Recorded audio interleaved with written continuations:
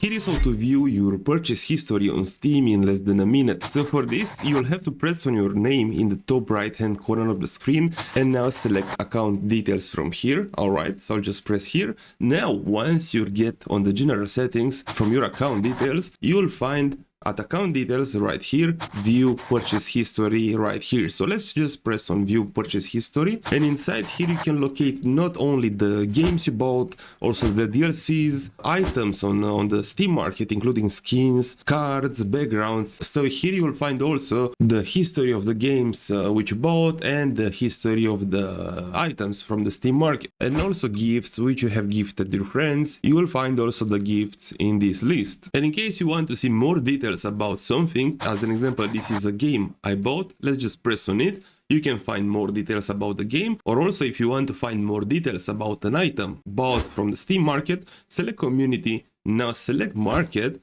and now you'll find at the top my market history, and here you can locate the items which you bought in the past, and also I have a lot of pages here, you can go through all of them. So this is how to locate your purchase history on Steam. I hope it helps, and thanks a lot for watching.